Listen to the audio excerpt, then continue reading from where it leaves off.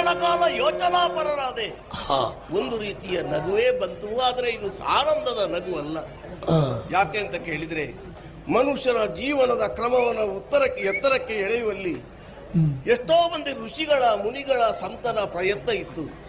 ಎಷ್ಟೋ ಮಂದಿ ಭೌತಿಕವಾದಂತಹ ಜ್ಞಾನವನ್ನು ದಾರೆ ಎರೆದಿದ್ರು. ಆದರೆ ಅದರ ಬಗ್ಗೆ ಲಕ್ಷ್ಯವನ್ನಿರಿಸದೆ ಕೇವಲ ಶರೀರದ ಸುಖವನ್ನೇ ಬಯಸುವುದಕ್ಕೆ ಮುಂದಾಗಿ ಅಧರ್ಮದ ಪಥದಲ್ಲಿ ಮನುಷ್ಯರು ಮುಂದುವರಿಯುತ್ತಾ ಇದ್ದಾರಲ್ಲ.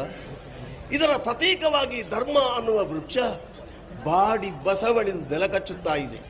ಲಯಾಧಿಕಾರಿ ನಾನು, ನಿಯಂತ್ರಣಾಧಿಕಾರಿ ನಾನು. ಧರ್ಮ ವೃಕ್ಷ ಮತ್ತೆ ಹುಲುಸಾಗಿ ಬೆಳೆಯಲೇಬೇಕು.